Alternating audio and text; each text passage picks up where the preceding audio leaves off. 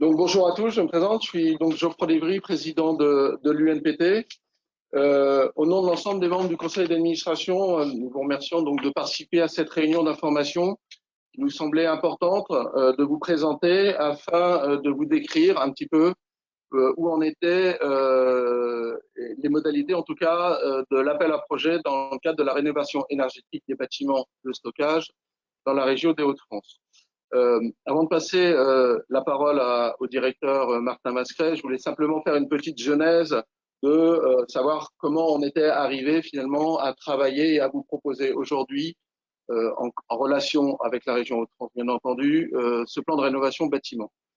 Suite à l'annonce en 2019 de l'arrêt de la molécule CIPC chlorpropame dans le cadre des molécules sur le stockage, il nous semblait important d'essayer de faire un peu une projection relative notamment au parc des bâtiments de manière générale et en Hauts-de-France en particulier, compte tenu que c'est quand même une région qui est principalement impactée par ce changement de conduite de stockage. Suite à cette enquête, donc on a pu mettre en exergue quand même qu'on avait un parc de bâtiments assez vieillissant et qui, au regard des nouvelles caractéristiques des molécules de demain, méritait de faire une mise à niveau de manière importante. Je vous rappelle que l'enveloppe qui avait été évaluée à l'époque était de l'ordre de 300 millions d'euros pour pouvoir mettre, je dirais, les bâtiments fiables pour l'utilisation de ces nouvelles molécules. Fort de ce constat, un comité de pilotage du coup a été mené par l'UNPT, par la Chambre des Hauts-de-France, par Arvalis, pour essayer de mettre en place assez rapidement, de regarder dans quel cadre budgétaire et avec quels moyens il était possible de mobiliser à la fois les professionnels et les pouvoirs publics pour pouvoir justement accompagner les producteurs dans ce changement réglementaire lié à la suppression de la molécule. Euh, donc tout un groupe de travail se sont réunis, ont fait pas mal de propositions et à la base, le plan devait être mis en application en 2020, mais comme vous le savez tous, avec la crise du Covid, tout s'est arrêté et donc il a été impossible de pouvoir vous présenter ce plan avant l'été 2020. Aujourd'hui, c'est chose faite. Les parties prenantes ont pu se regrouper, ont pu continuer à travailler dans le cadre de l'élaboration du cahier des charges. Et donc, l'objectif de cette réunion est de vous présenter l'ensemble des critères. Avant de passer la parole à Martin, je tiens à remercier, bien entendu, l'ensemble des intervenants, que ce soit la Chambre d'agriculture, que ce soit Arvalis, que ce soit le comité technique professionnel de la pomme de terre. Sachez qu'il y a eu un énorme travail qui a été fait afin, l'objectif étant de dire que le maximum d'agriculteurs puissent abonder à ce plan de soutien. Et donc, à ce titre, je tiens à les remercier. Martin, je vous laisse la parole. Oui, bonjour à tous. Je n'ai pas grand-chose à rajouter par rapport à ce que vient de dire Geoffroy.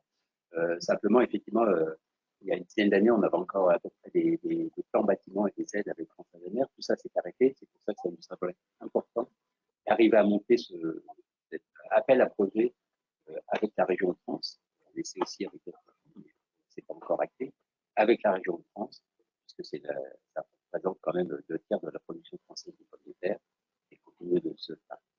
Donc on va aller, bien sûr, on a travaillé sur l'ensemble de la filière avec la Chambre, avec Arvalis, avec la région, et on va laisser sur la présentation de la projet Benoît Houillet, de la Chambre d'agriculture de France, qui va présenter immédiatement ces éléments.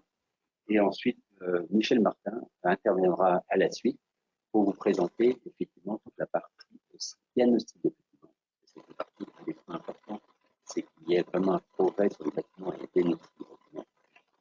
Et comment, effectivement, on a aussi des bâtiments, dans certains cas, c'est précaire. C'est de ce diagnostic, cet état des lieux de départ, c'est pour vraiment s'assurer qu'on fait qu'il y ait des bons investissements pour remettre à niveau.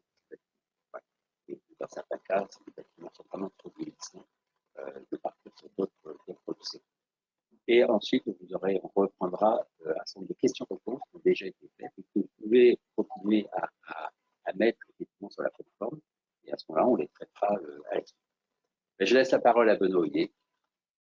on poursuit cette présentation. Bien. Bonjour à toutes et à tous. Est-ce que vous voyez mon écran? Abdelatif, vous voyez bien ma présentation? Oui, on la voit. Il faut simplement le mettre en plein écran.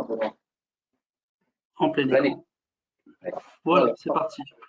Bien, bonjour à toutes et à tous. Je suis Benoît Houillet de la Chambre d'agriculture des Hauts-de-France et j'aurai l'occasion de vous présenter un peu ce dispositif auquel j'ai eu l'occasion de collaborer. Alors, je veux bien mettre les choses au clair. À notre niveau, je suis là pour présenter. On a beaucoup collaboré avec l'UNPT, avec Arvalis pour ce travail et donc on a eu l'occasion de solliciter les services du conseil régional, mais aussi les services de l'État. Mais c'est pas nous qui allons financer les choses. On est juste là pour vous les présenter.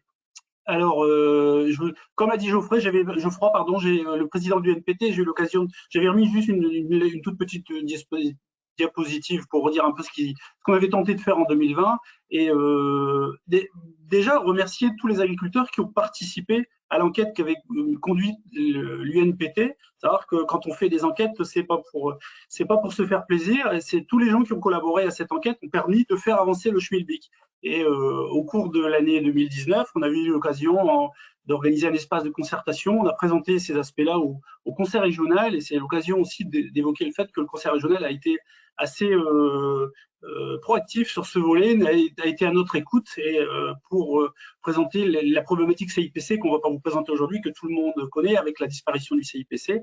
Et la volonté, c'était d'avoir un dispositif simple qui soit accessible au plus grand nombre de producteurs, sachant qu'on avait chiffré ô combien le nombre était important de bâtiments à remettre aux normes, et notamment vis-à-vis du fait qu'on craignait avoir un trou d'approvisionnement au cours du premier trimestre, savoir qu'il y a beaucoup de producteurs qui envisageaient de stocker leurs pommes de terre en précaire, alors qu'ils jusqu'alors ils étaient en mesure de le faire sur les premiers mois de l'année.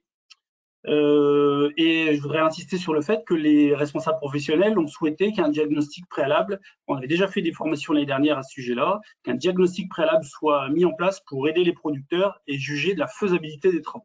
Donc, vis-à-vis du Covid, etc., le dispositif n'a pas pu voir le jour.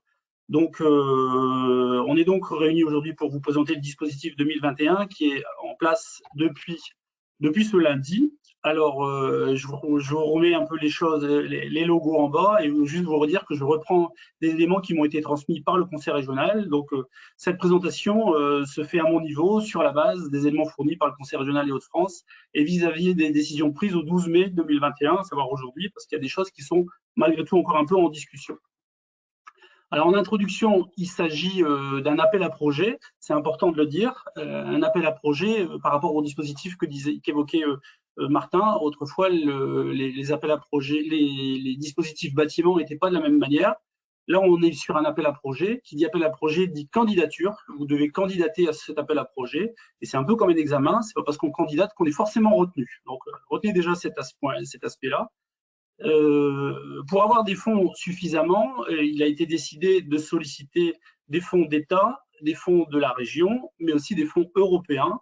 Et de ce fait, l'appel à projet en question s'inscrit dans le PDR Nord-Pas-de-Calais et le PDR Picardie.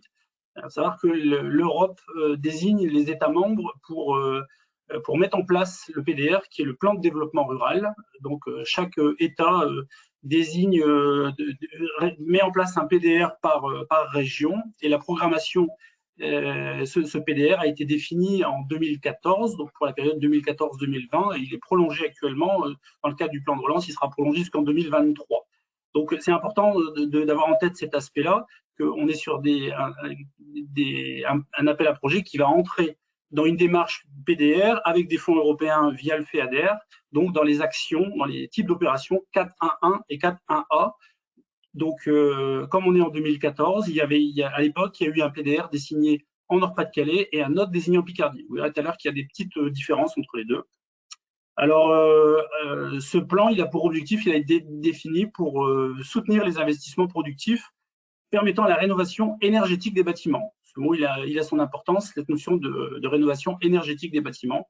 Donc, les aspects éligibles le sont surtout pour mettre en place en bonne condition les alternatives au CIPC, savoir que tous les produits qui sont alternatifs au CIPC nécessitent désormais de thermonébuliser.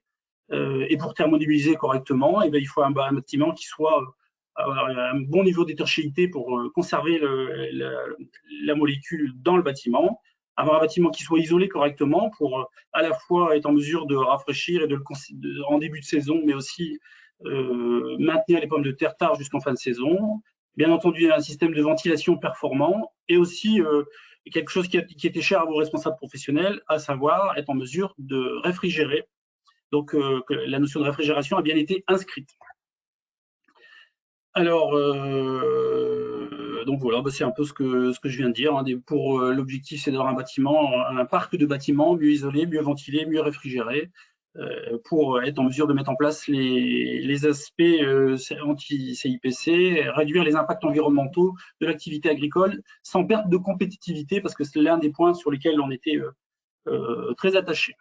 Alors, sur un plan budgétaire, pour vous dire très rapidement, alors, je vous laisse parcourir les choses. Retenez que ce plan pour aménager ces bâtiments, il y a 7,5 millions d'euros qui sont levés pour cette période 2021-2022.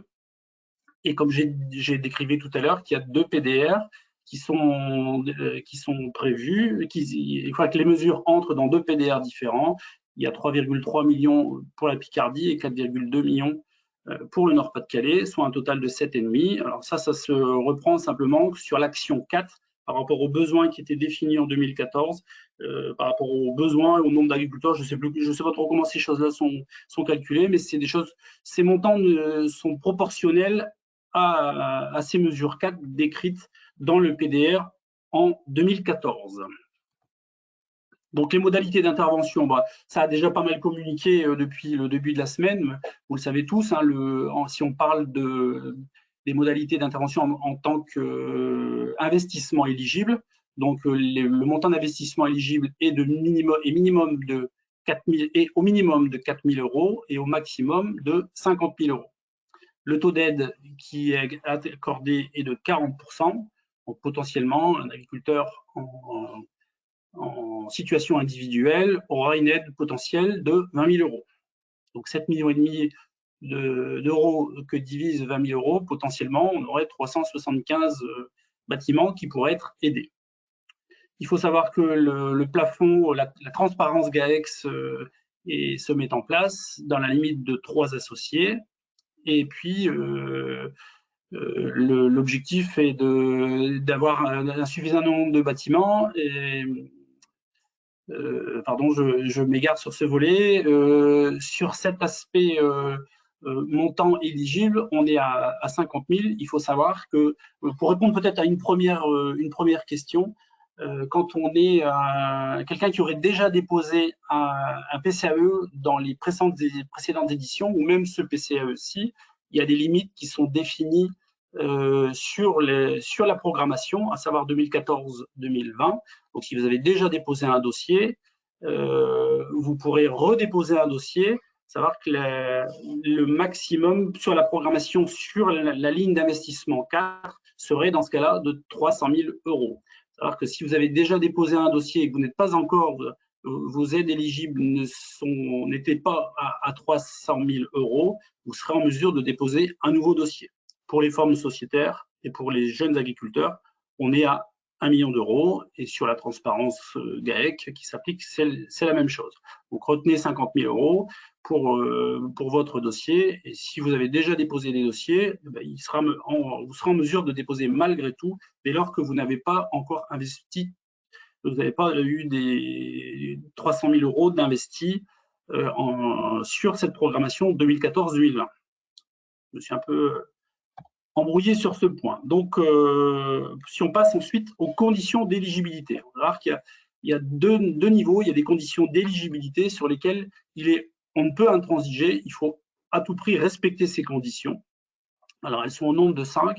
La première, c'est qu'on assiste ici essentiellement à l'aménagement des bâtiments nécessitant une rénovation énergétique. Et ce sont des bâtiments qui sont construits avant 2010. Donc, il faut bien justifier que votre bâtiment a été construit avant 2010. Alors, c'est toujours le problème de la question, quand on a un bâtiment qui est construit en 2011, à toute limite, il y a une barrière. Donc, cette barrière a été mise à 2010. C'est le premier point.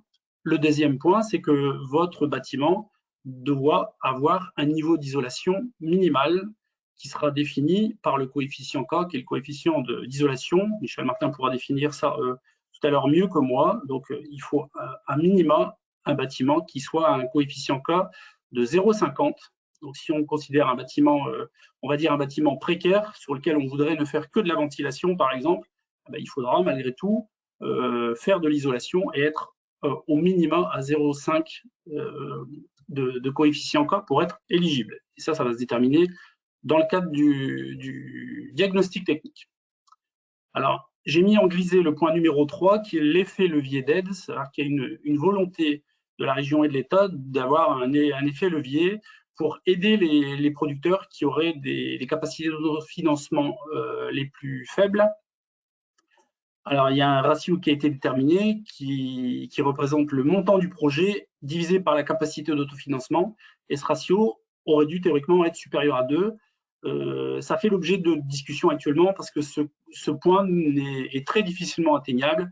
Donc, il y a des discussions actuellement et on aura une évolution de ce ratio d'ici la semaine prochaine. Théoriquement, on aura une réponse pour vendredi prochain. Ça va que le conseil régional fera une visio pour évoquer cet aspect-là, le volet de lancement. Donc, ce ratio d'aide n'en tenait pas compte pour le moment. Il faut monter les dossiers malgré tout, en remplissant les critères, sans tenir compte de ce ratio qui devrait être supérieur à 2. Alors, j'évoquais sur le point 4 qu'on fait appel à des fonds européens du FEADER. Ça nécessite certaines exigences, réglementations spécifiques qu'il faut respecter. Donc, il y a beaucoup de petites lignes à lire, mais bon, en règle générale, ce sont des choses atteignables, mais alors qu'on voulait un dispositif simple à la base, le fait d'avoir recours à ce genre de dispositif complique un peu la situation. Et enfin, on évoquait tout à l'heure une différence entre le financement Picard et Nord-Pas-de-Calais. Dans le PDR Nord-Pas-de-Calais, il y a l'obligation d'implanter des haies et des arbres, chose qu'il n'y a pas dans le PDR Picardie. Donc sachez que si vous êtes en Nord-Pas-de-Calais, vous aurez l'obligation d'implanter un linéaire de haies ou d'arbres d'un certain niveau. On passe ensuite sur le deuxième niveau qui est la grille de sélection. Alors que cette grille de sélection va permettre d'accumuler un certain nombre de points donc sur ces deux actions, 4.1.1 et 4.1a. C'est-à-dire qu'il y a 330 points au maximum qui sont atteignables et il faut au minimum obtenir 60 points. Donc plus on obtient de points, meilleur le dossier sera placé, plus grandes seront les chances d'être retenu à cet appel à projet. Alors, les points, je vais les passer rapidement. C'est-à-dire qu'on a des points en matière de performance sociale, performance économique, performance environnementale. Donc, il y a 90 points potentiels en social, 120 en économique, 120 en environnemental. Alors, c'est peut-être un peu fastidieux, je ne vais pas tout dérouler, on aura peut-être l'occasion de préciser ça lors des phases de questions-réponses, mais sur la performance sociale, un jeune agriculteur aura, dès lors qu'il représente dans son parcours d'installation, aura 30 points de bonification. Donc quand il y a 10 points dans le cadre d'un nouvel installé qui s'est installé hors parcours, dans ce cadre-là, lui, il aura 10 points. Quand on est primo-demandeur, il faut savoir qu'on n'a pas fait de demande PCAE depuis 3 ans dans l'action citée, à savoir l'action 4, depuis 3 ans. On sera considéré comme un primo-demandeur et on pourra cumuler 30 points. Donc, vous voyez, je vous disais, il faut au moins 60 points pour pouvoir prétendre à répondre à cet appel à projet. Si on est JA et qu'on n'a pas encore fait de demande ou pas fait depuis 3 ans, on aura déjà les 60 points. Ensuite, il a été souhaité favoriser les gens qui sont dans des démarches collectives, type GI2E, groupe 30 000, etc. Je vous laisse lire les aspects, les secteurs à enjeux hauts ou des choses comme ça, ou encore adhérents à une CUMA qui serait spécifique à la pomme de terre, ou qui a des actions, des matériels engagés dans la pomme de terre, ou encore des GEDA ou des CETA spécifiques pomme de terre. On sera en mesure de collecter 30 points sur cet aspect. Dans les démarches de certification, donc une démarche de certification type HVE2 vous rapportera 20 points. Une démarche de certification comme Global Gap ou encore Terroir des Hauts-de-France ou Saveur en Or permettra d'obtenir 10 points. La notion de circuit court est quelque chose qui est assez bien à la mode. Si vous êtes en mesure de justifier d'un chiffre d'affaires d'au moins 20% de votre chiffre d'affaires total, soit 20% de votre chiffre d'affaires concernant la pomme de terre par rapport au chiffre d'affaires total, vous obtiendrez 30 points. Et au moins 10% du chiffre d'affaires concernant la pomme de terre, vous aurez 10 points.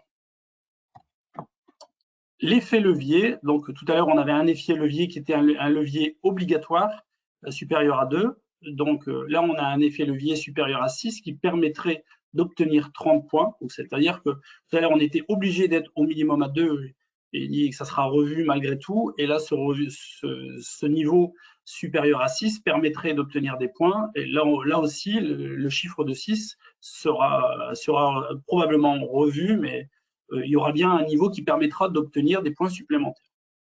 Il y a une notion de contractualisation interprofessionnelle où si vous êtes en mesure de prouver que vous contractualisez plus de 30% de votre production avec un industriel, une coopérative, un négociant basé sur le territoire des Hauts-de-France, vous serez en mesure de collecter 40 points.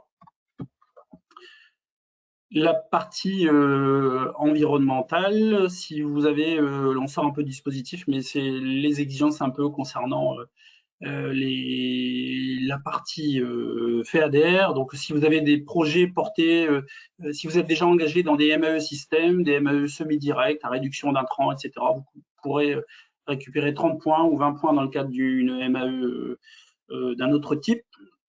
La démarche environnementale, des démarches spécifiques, là on est sur la démarche du niveau HVE3. Donc les exploitations sont malgré tout pas très nombreuses à l'heure qu'il est. Donc quand on est HVE3, on aura 40 points. Il y aura un niveau concernant l'isolation spécifique, alors que tout à l'heure j'évoquais qu'il était obligatoire d'avoir un niveau d'isolation d'un coefficient K de 0,50 pour être retenu. Si vous avez un coefficient K qui est d'autant plus faible, savoir qu'un bâtiment, plus le coefficient K est faible, meilleure est l'isolation du bâtiment. Si vous savez justifier une isolation entre 0,40 et 0,30, vous aurez 20 points de bonification. Et si vous avez un bâtiment qui est inférieur à 0,30, vous aurez 40 points de bonification. Juste un petit point, quand en matière d'isolation vis-à-vis de la réfrigération, si vous souhaitez installer une installation réfrigérée dans votre bâtiment, il sera obligatoire d'isoler votre bâtiment et d'avoir un niveau d'isolation à 0,25.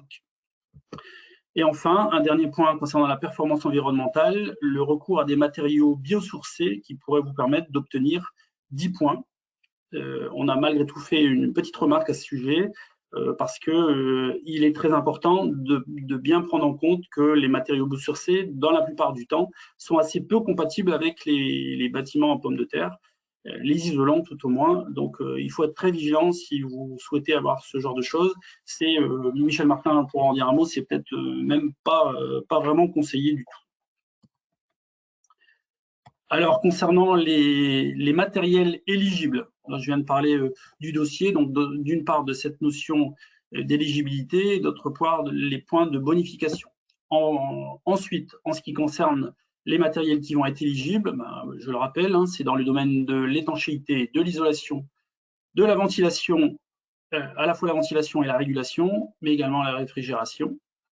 Il est nécessaire de faire des devis, donc c'est déjà avant même que l'appel à projet soit sorti, le conseil que l'on pouvait faire, c'était de solliciter les devis de la part de vos constructeurs. Il est nécessaire de demander des devis par nature de dépenses. Le montant hors taxe doit figurer, parce que c'est toujours le montant aidé, et il est surtout très important de ne pas signer le devis. Enfin, un devis signé est un bon de commande, donc tant que votre dossier n'est pas inscrit, il est surtout important de ne pas signer ces devis. Il faut bien avoir en tête que quand vous demandez des devis, s'il y a des différences, il y a des gros écarts entre les devis, et s'il y a plus de 10 000 euros, plus de 15% de différence entre les devis, eh bien la dépense éligible sera celle qui sera le devis le plus faible, plus 15%. Je prends un exemple, si vous avez deux devis, un à 10 000 euros, un à 15 000 euros, et que vous souhaitez mettre en place l'équipement qui est à 15 000 euros, vous allez devoir le justifier lors du votre dépôt de dossier, pourquoi vous avez choisi ce devis à 15 000 et pas celui à 10 000, d'une part, et d'autre part, le montant éligible qui sera retenu sera le montant de 10 000 euros plus 15%, à savoir 10 000 plus 15% égale 11 500 et non pas 15 000. Par ailleurs, concernant les devis, il y a un nombre de devis qui sera à déposer. Généralement, on a deux devis. Il faut demander deux devis, à savoir que c'est surtout en fonction du montant prévisionnel de la nature de dépense.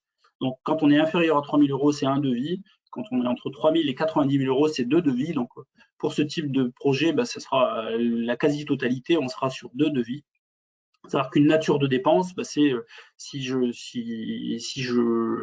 décide d'isoler mon bâtiment, c'est tout ce qui va concerner les panneaux d'isolation, ça représentera un poste de dépense, les ventilateurs pourront en représenter un deuxième, si je fais une porte, ce sera un troisième. Donc c'est bien une notion de nature de devis, de nature de dépense qui compte. Ensuite, concernant les matériels éligibles, alors la liste, tous ces documents sont téléchargeables. Je vais les passer rapidement et je vais peut-être demander l'aide de Michel Martin s'il y a des points à détailler en particularité. On ne va pas tout passer en revue. Sur le premier, il y a la particularité du Nord-Pas-de-Calais que j'évoquais à l'instant, savoir qu'en Nord-Pas-de-Calais, il y a la nécessité d'implanter des haies ou des arbres. Donc, on est sur la notion de fertilité et lutte contre l'érosion. Donc vous aurez l'obligation d'implanter des arbres, donc c'est 70 arbres isolés ou 200 mètres de haies ou 200 mètres d'arbres théoriquement. J'ai vu sur la notice, il y a une petite incohérence, je pense que c'est un linéaire de 200 mètres d'arbres ou 200 mètres de haies ou 70 arbres isolés. Donc seront éligibles les plants, le paillage, la protection, ainsi que la main-d'œuvre associée à l'implantation, etc., etc. C'est la seule particularité en matière de matériel éligible entre le Nord-Pas-de-Calais et la Picardie. Donc, dans le Nord-Pas-de-Calais, on est sur la mesure qu'on appelle la mesure 4.411. Ensuite, sur les deux versants, on a les dispositifs qui permettent de la récupération de l'eau de pluie, donc les citernes qui vous permettront de récupérer les eaux pluviales pour une utilisation quelconque. On aura ensuite un volet autour de l'économie d'énergie qui reprendra les parois et les sols. Donc, au niveau du sol, c'est les dalles de béton, plaques béton, les caillebotis, renforcement des murs, les parpaings, etc., les séparations en matière de cloison. Donc, je vous laisse dépasser. Je ne sais pas si Michel, tu veux compléter ces aspects. Donc, on retient sur cette notion parois et sol. Donc, le sol, le renforcement de murs, les cloisons. On passe ensuite dans cette notion d'économie d'énergie sur le poste isolation. Donc, tous les isolants qui seront adaptés au stockage, huisserie, panneaux isolants, ainsi que la pose. Donc, vous retrouvez tous les différentes caractéristiques. Michel, tu dis un mot sur cet aspect où il y a des points particuliers, Pas plus que ça. Donc là, effectivement, à retenir que Benoît va continuer de lister un petit peu tous les postes, mais globalement, tout ce qui rentre dans l'aménagement d'un bâtiment de stockage pommes de terre est éligible. Je pense qu'on n'a pas peu oublié de choses. Donc au niveau de l'isolation, là tout dépendra en fait déjà du niveau d'isolation de votre bâtiment et savoir si vous souhaitez le compléter, quel sera le type de matériau le plus approprié pour cette isolation. Si vous avez quelque chose qui est vraiment très détérioré au niveau de l'isolation, il y a peut-être un intérêt à enlever complètement l'isolation existante et à reposer une isolation neuve, alors soit en remettant même la toiture, en tirant la toiture et en partant sur des panneaux isolés double pot par exemple, plutôt que de remettre une couche complémentaire d'isolation. Il faut savoir que également compléter l'isolation par une nouvelle peut être plus ou moins compliqué. On peut penser souvent à la projection de mousse de polyuréthane, C'est vrai que c'est assez souple de réalisation, mais il y a quand même des contraintes. Il faut que le support, y compris l'isolation déjà présente, puisse supporter le poids supplémentaire de cette projection. Et on ne peut pas, par exemple, reprojeter également sur déjà des plaques de polyuréthane sans avoir enlevé au préalable le film aluminium qui peut recouvrir ces plaques. Donc des contraintes qui seront liées à l'existant pour faire au mieux. Voilà, Benoît. Sur les matériaux biosourcés, le paragraphe a été repris, que l'usage des matériaux biosourcés doit être compatible avec l'utilisation des produits antigerminatifs. C'est un point qu'on a voulu rajouter. Je vous le redis, cet aspect, ce document-là, ce n'est juste qu'une copie d'écran de ce qui est disponible sur le site de la région. Vous pouvez télécharger cette liste complète.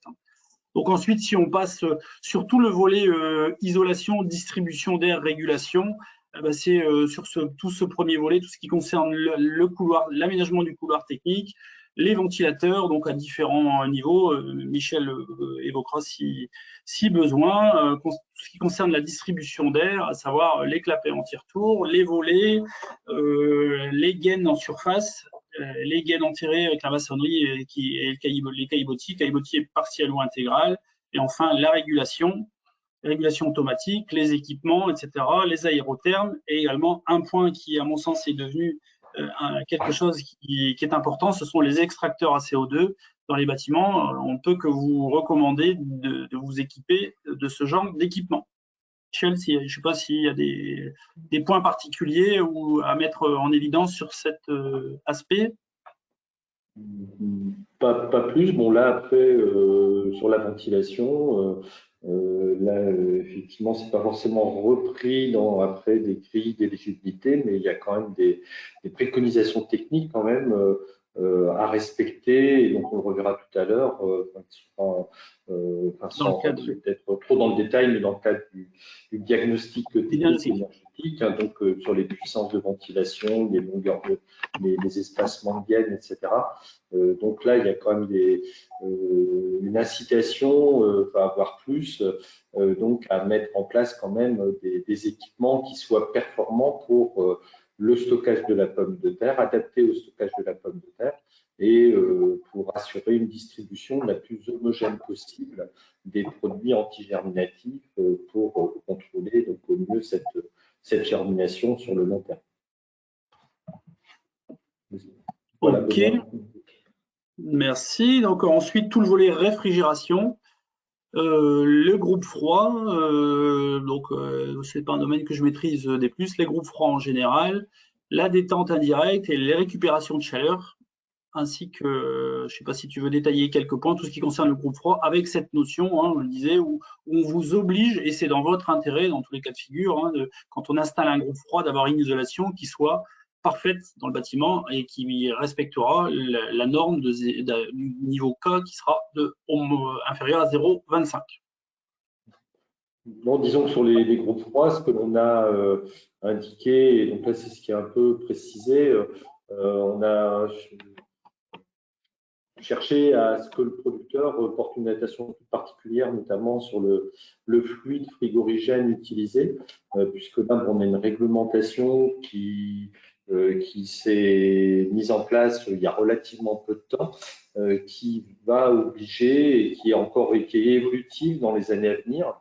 Et donc, on aura tout intérêt à aller vers des fluides frigorigènes qui ont ce que l'on appelle un PRG, un pouvoir sur le réchauffement global, en anglais le Global Warming Potential, donc qui soit le plus faible possible, puisque là, ces fluides à haut PRG ont un risque donc potentiel sur le réchauffement climatique, et sont des fluides qui vont être de moins en moins disponibles, de plus en plus chers et de plus en plus taxés. Donc, c'est l'intérêt d'aller vers des fluides avec le PRG le plus faible, voire aller même vers des fluides naturels tels que le CO2, le propane par exemple, qui ont des valeurs très faibles au niveau du PRG. Et là, une attention également a été mise sur les groupes froids, surtout si vous avez des installations qui sont assez conséquentes avec plusieurs cellules de stockage. Le groupe froid, en fait, c'est une pompe à chaleur qui récupère en fait de la chaleur du bâtiment pour la rejeter vers l'extérieur du bâtiment. Mais cet extérieur du bâtiment, ça peut être également l'intérieur d'un atelier et donc plutôt ne pas gâcher cette chaleur en la rejetant directement dans le milieu extérieur. D'où effectivement un plus également sur ces récupérateurs de chaleur que l'on peut mettre en place à la fois sur des systèmes à détente directe ou à détente indirecte. Bon, c'est peut-être un peu plus simple sur la détente indirecte. Voilà. Ok, on passe ensuite au matériel de thermonébulisation qui est éligible. Hein, si vous souhaitez investir dans une machine de thermo, l'appareil en tant que tel est éligible, ou encore le fait de revoir son installation électrique, parce que ça peut causer des soucis, avoir une installation électrique sécurisée, ou encore la fenêtre de contrôle une fenêtre de contrôle occultable, ou quelque chose pour maîtriser et puis surtout prévenir des incendies.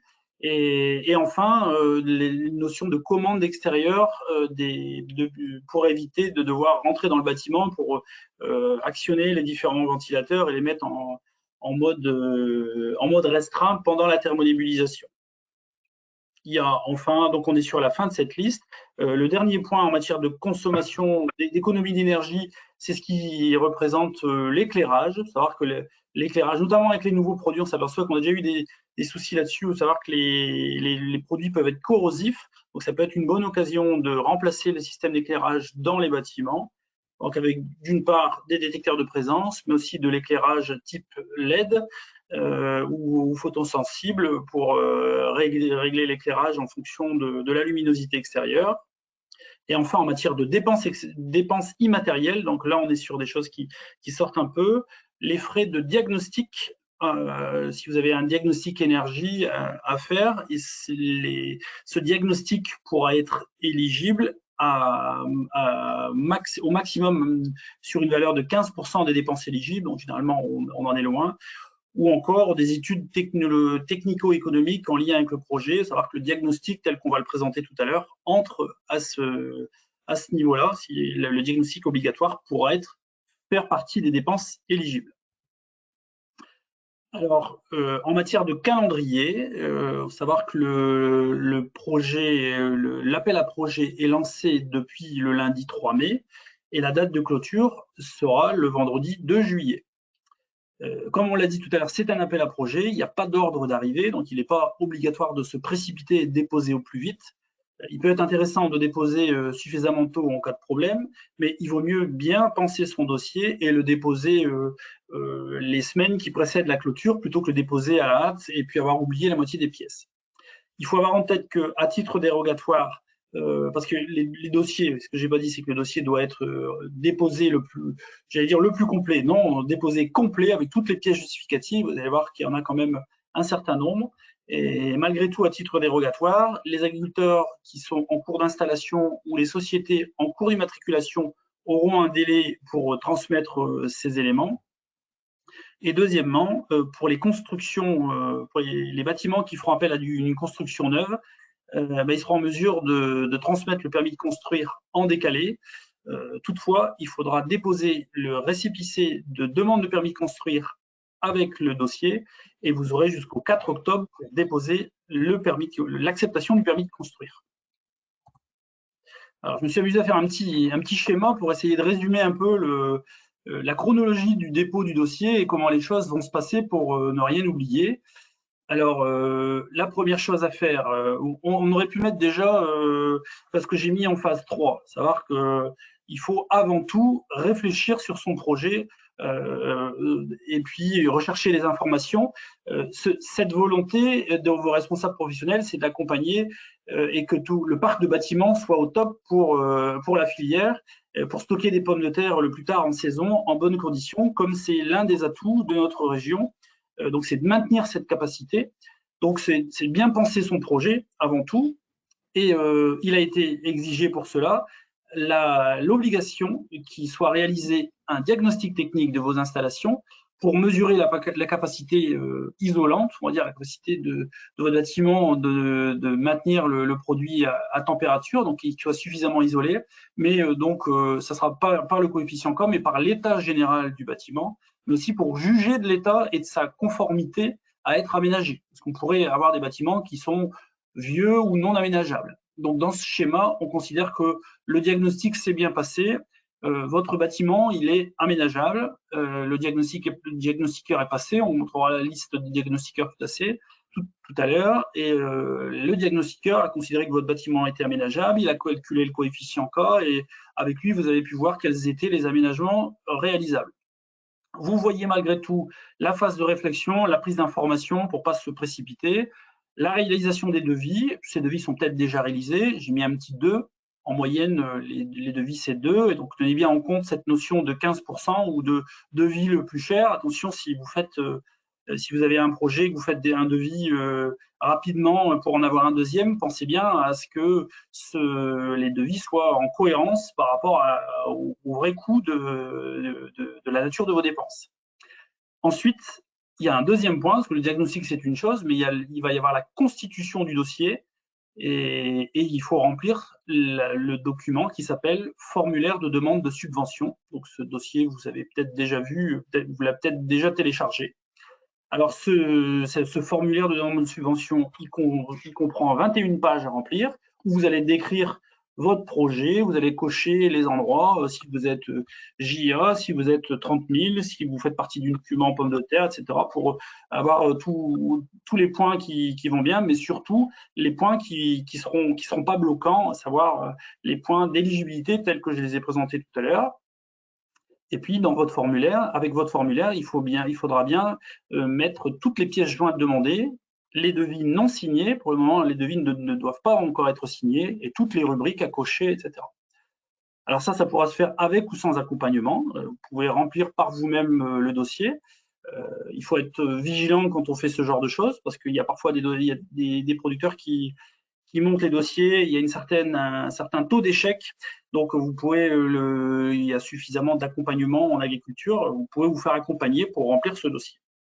Vous allez ensuite déposer ce dossier en DDTM, au plus tard le 2 juillet 2021, au plus tard, j'ai bien dit, vous pouvez le déposer avant, mieux vaut le déposer, comme j'ai dit, éventuellement une semaine avant, en l'ayant bien complété, pas de précipitation, et on l'envoie un peu comme le dossier PAC autrefois, j'allais dire, en recommandé avec accusé de réception, et on surveille bien le retour de l'accusé de réception, parce que cette date vous permettra de commencer vos travaux, entre guillemets. Vous pourrez signer des bons de commande, vous pourrez payer des acomptes à partir de ce moment-là, dès lors que vous avez votre récépissé, votre reçu de dépôt de dossier. Les choses peuvent commencer à ce moment-là.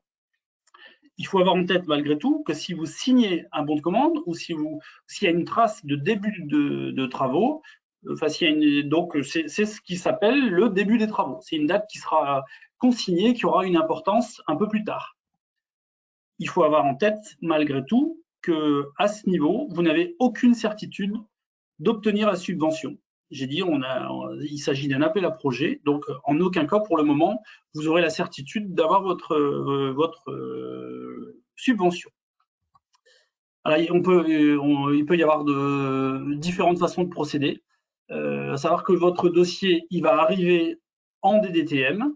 Alors, si vous l'avez déposé avant le 2 juillet, les dossiers ne seront instruits qu'après le 2 juillet. C'est important de le savoir. Et il faut compter au moins, on estime aujourd'hui, 2 à 3 mois, parce que cet appel à projet succède au PCAE classique qui s'est soldé le 30 avril. Et il faut savoir que la DDTM a pour le moment sur son dossier plus de 1500 dossiers de demande. Donc, ils sont déjà en train de traiter cela avant de traiter les suivants. Donc, ça pourrait prendre un certain temps. Donc, dès l'instruction, la règle telle qu'elle est écrite dans tous les documents, si votre dossier est incomplet, s'il y a des gros soucis, eh bien, un dossier incomplet sera un dossier rejeté. Il en sera terminé, vous n'aurez pas de subvention, ça sera rejeté. Il est arrivé quelquefois, mais ce n'est pas une règle, et donc ce que je vais dire là, c'est pas une règle du tout. Il est arrivé malgré tout que quand on envoie son dossier assez tôt, parfois avant même la date limite, et que la DDTM, en ouvrant, feuilletant rapidement le dossier, rappelle l'agriculteur en signalant un petit souci, etc. Mais c'est pas une règle. Donc, considérez que un dossier complet, un dossier incomplet pourrait être un dossier rejeté. Donc, une fois que votre dossier sera instruit, on va dire dans les 2 à 3 mois, enfin, pareil, j'ai mis compter 2 à 3 mois, mais c'est en aucun cas une règle. Je ne sais pas combien la DDTM va mettre de temps pour instruire ces dossiers. En tout cas, il va y avoir une commission, les dossiers vont être instruits, et de là, ensuite, ils vont, si vous êtes retenu, ils vont vous envoyer une décision d'attribution de la subvention. Donc, à partir de ce moment-là, la subvention est non pas acquise, mais tout au moins promise, je pourrais dire, parce que si vous ne faites pas les travaux, si vous ne respectez pas les règles, etc., votre subvention pourrait sauter. Par contre, si vous conduisez le tout à terme, à partir de cette date-là, vous aurez une certaine sécurité d'avoir votre subvention. À cette date d'attribution de subvention, si vous n'avez pas commencé les travaux, comme je disais tout à l'heure, vous auriez pu attendre d'avoir cette décision d'attribution pour commencer les travaux, pour avoir cette sécurité. Si c'est le cas, cette date, vous avez 1 an à partir de cette date pour commencer les travaux. Les travaux doivent se faire au plus tard 1 an après la date de décision d'attribution de la subvention. Donc, si j'ai dit, si ce n'est pas le cas, vous pouvez signer des bons de commande, payer un premier acompte, etc., etc. À partir de cette date, les travaux, vous aurez 2 ans pour réaliser les travaux. Donc, entre là et là, il y a 3 ans qui se sont passés. Les travaux peuvent réaliser pendant les 2 ans qui suivent la date de démarrage. Et enfin, quand tout sera terminé, eh bien, vous pourrez déposer la demande de paiement de la subvention qui devra être faite dans les 9 mois qui vont suivre la fin des travaux et dans tous les cas de figure, au plus tard, le 30 avril 2025. Vous avez la possibilité, bon, je ne vais pas trop détailler cet aspect-là, éventuellement en matière de trésorerie, ça pourrait être intéressant de demander un acompte de la subvention, mais ça va se demander des aspects administratifs peut-être encore plus compliqués parce qu'il va falloir justifier d'un certain niveau de dépenses, etc. Donc, il faudra, mais sachez que c'est possible dans ce processus. Voilà, en gros, j'espère que j'ai été à peu près clair. Je reprends juste une configuration d'un diagnostic qui va conduire à ce que le diagnostiqueur considère que votre bâtiment est non aménageable. Savoir que soit techniquement ou économiquement, votre bâtiment n'est pas aménageable. Je disais tout à l'heure, c'était la volonté de vos responsables professionnels d'avoir un diagnostic qui vous aide et qui n'emmène pas les producteurs sur des projets futuristes ou qui ne tiennent pas la route. L'objectif, c'est d'avoir des bâtiments qui fonctionnent. On sait qu'avec les nouveaux produits, il faut avoir des bâtiments qui fonctionnent bien pour avoir un bon résultat. Donc, si vous avez un bâtiment, techniquement, on va dire, imaginons que le toit ne puisse pas supporter le fait de poser de l'isolant, ça sera techniquement non aménageable, ou économiquement, un bâtiment dans lequel il faudrait rehausser, élargir, ou des choses comme ça sera économiquement non aménageable. Dans ce cas-là, l'agriculteur abandonne son projet et puis il continue de faire en précaire, ou bref, fait un peu comme il veut. Ou alors, dans ce cas, on pourrait avoir la décision de construire un bâtiment neuf. Et dans ce cas, on repart sur le volet classique de la diapositive précédente. Il faut savoir que c'est le seul cas où un bâtiment neuf pourrait être éligible, entre guillemets, parce qu'un nouveau producteur qui n'aurait jamais utilisé de CIPC, qui n'aurait pas véritablement d'antécédents, on est bien sur un programme de rénovation. Il faut avoir un bâtiment existant dans lequel on a déjà produit des pommes de terre, dans lequel on utilisait du CIPC pour être véritablement éligible. Donc, dans ce cas, on pourrait construire un bâtiment neuf, mais ce n'est pas le bâtiment neuf en tant que tel qui sera éligible, pas la carcasse, mais ça sera tous les équipements, les 4 points que j'ai évoqués tout à l'heure, à savoir l'isolation, la ventilation, la régulation et la réfrigération. Et quand on fait du neuf, de toute façon, les 50 000, ils seront atteints très très vite. Donc, dans ce cas-là, c'est l'équipement du bâtiment neuf qui sera éligible. Donc, on revient sur le même dépôt que tout à l'heure, le dossier, le même schéma que tout à l'heure, sauf que, je l'ai déjà dit, hein, dans ce cas-là, il faudra envoyer avec le dépôt de dossier, donc avant le 2 juillet, le récépissé de demande de permis de construire, et il faudra envoyer au plus tard, le 4 à la DDTM, le 4 octobre 2021, il faudra envoyer votre permis de construire accepté. Donc, malgré tout, vigilance pour les gens qui auraient assez peu de chances d'avoir votre permis de construire au 4 octobre, parce que si ce n'est pas le cas, la subvention sera perdue et elle sera décomptée. Donc, la subvention ne sera pas je crois pas dire de bêtises, la subvention ne sera pas réattribuée à un autre agriculteur. C'est un peu des fonds qui seront perdus. Donc, les projets qui ne seraient pas en mesure d'avoir un permis de construire revenu au 4 octobre 2021, idéalement, il vaut mieux ne pas les envisager. C'est pour moi la dernière diapositive. Il faut savoir qu'avec tout ça, j'ai dit qu'on avait des fonds européens, on a pas mal d'engagements, il y a des contrôles qui seront envisageables. Alors, j'ai pas tout remis pour pas vous dégoûter, mais sachant que tous ces points sont malgré tout pas insurmontables. Si vous regardez en page 13, 14 et 15 du cahier des charges, il y a différents points auxquels il faut se conformer. On va retenir essentiellement le fait qu'il faille conserver il y a une faute à pièces, les pièces justificatives 10 ans après le paiement.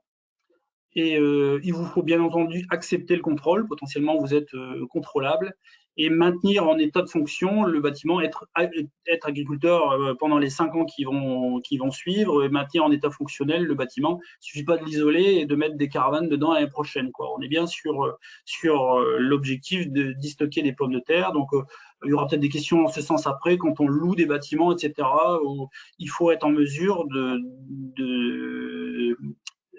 d'avoir le bâtiment, d'être maître des choses pendant les 5 années qui vont suivre un minimum.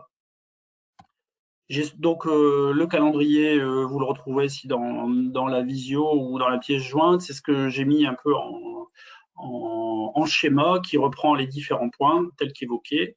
Alors je crois que je vous ai mis des belles photos de bâtiments. La phase de questions-réponses et de conclusion, ça sera pour tout à l'heure. Je crois que je vais passer la main ensuite à Michel pour évoquer le diagnostic. Oui, avant, vous m'entendez là? C'est Martin. Oui. Avant de passer la parole à Michel, n'hésitez pas à poser vos questions sur la plateforme. Je crois qu'il y a une fenêtre en bas à droite où vous pouvez poser les questions. Donc, n'hésitez pas à poser les questions. Par rapport à la présentation de Benoît, ce qu'il faut noter, c'est que le seuil minimal d'éligibilité en nombre de points, vous avez remarqué, Benoît l'a expliqué, il est relativement bas, il est à 60 points. Donc, normalement, c'est assez facilement accessible. Bien sûr, après, il y aura les dossiers qui ont le maximum de points qui seront les premiers éligibles. Mais bon, comme Benoît l'a expliqué, il y a quand même une enveloppe non négligeable et qui permet d'accepter quand même beaucoup de dossiers. Donc, n'hésitez pas à surtout déposer et faire tout le dossier complet pour déposer des demandes. Voilà. Oui, c'est important de le dire, effectivement. Il faut avoir en tête que lors de l'instruction, tous les dossiers vont être mis dans un tableau Excel et on va trier l'administration, c'est pas moi qui vais le faire, va trier du plus grand nombre de points au plus bas et tant que l'enveloppe de 7,5 millions n'est pas dépensée, les dossiers seront acceptés. Quand il y aura plus d'argent, les plus petits dossiers et quand il y aura plus d'argent seront refusés. Donc c'est la raison pour laquelle, d'une part, vos responsables attendent qu'il y ait beaucoup de dossiers parce qu'on sait ô combien il y a de demandes, mais d'autre part, il faut bien constituer le dossier pour avoir le maximum de points, le maximum de chances d'être retenu. Voilà. Et ensuite, au niveau de nos professionnels, après, s'il y a vraiment beaucoup de demandes, il y aura bien sûr des actions qui seront menées pour avoir des budgets supplémentaires. Alors, bien sûr, ça, on ne sait pas si on obtiendra gain de cause, mais effectivement, c'est aussi une possibilité qui peut exister à l'avenir. Donc voilà, donc c'est pour ça que c'est important, surtout si certains planifient des travaux qui ne sont pas forcément nécessaires immédiatement sur cette campagne 2021 qui peuvent être étalés sur les campagnes suivantes. Donc surtout, il ne faut pas hésiter à déposer le maximum de dossiers. Et comme vous l'a expliqué Benoît, même si vous pensez que sur certains critères, vous êtes hors norme, je pense notamment à l'effet de levier investissement sur autofinancement qui est demandé supérieur à 2.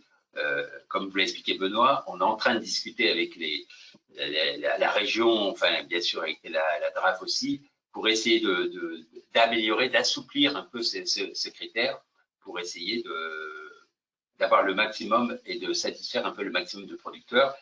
L'objectif pour la filière, c'est bien d'avoir des bâtiments performants au niveau du stockage pour bien répondre aux besoins des secteurs de l'aval, effectivement, que ce soit de l'industrie, le négoce, pour répondre aux différents besoins qualitatifs des marchés. Voilà, je passe la parole à Michel et n'hésitez pas à mettre toutes vos questions sur le site, on y répondra à la fin. Merci. Bonjour à vous tous. Je ne sais pas si vous voyez bien mon écran.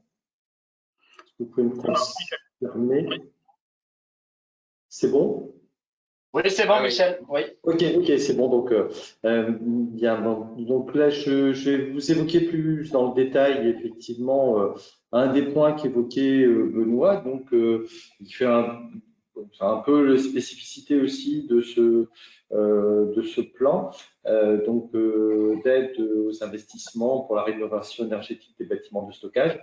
C'est la mise en place et la demande de réalisation des diagnostics techniques et énergétiques de l'installation, donc avant à inclure dans votre dossier. Et donc pour vous aider à faire au mieux au niveau de votre investissement. Donc ce que l'on peut dire, c'est que ce diagnostic, effectivement, il a notamment été lié au cadre dans lequel s'est mis en place ce dispositif d'appel à projet. Comme l'a souligné Benoît, donc en fait, il s'appuie notamment sur les fonds FEADER, donc du programme de développement rural, donc PDR du Nord-Pas-de-Calais et de la Picardie, et donc pour lesquels cette dimension investissement visant la réduction des impacts environnementaux et climatiques était mesurée et donc bien établie. Donc, ce qui permettait d'ailleurs d'aller chercher ces fonds. Mais dans ce cadre, il y avait l'obligation de réaliser donc un diagnostic énergétique. Alors au départ, dans le cadre de ces PDR, c'était plutôt un diagnostic énergétique sur l'ensemble de l'exploitation.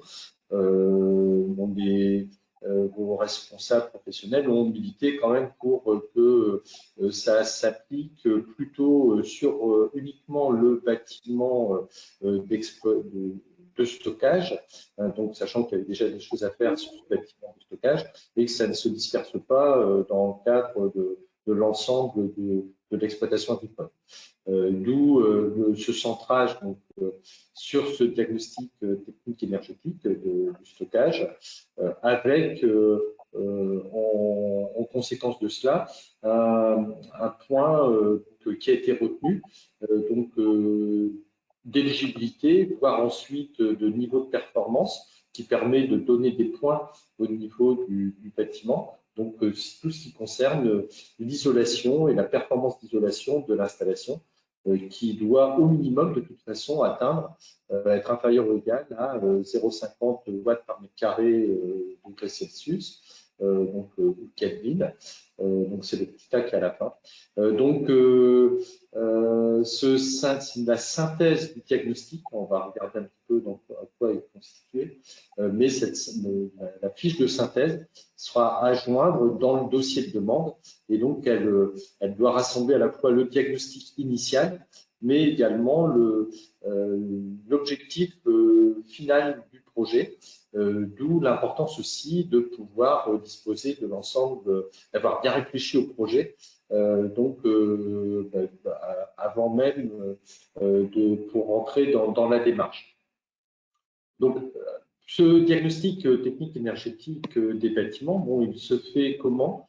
Il va pouvoir s'appuyer en fait sur, j'allais dire, un réseau de techniciens habilités, qui ont été formés par Arvalis nous-mêmes et la Chambre d'agriculture Nord-Pas-de-Calais pour couvrir toute la région de France.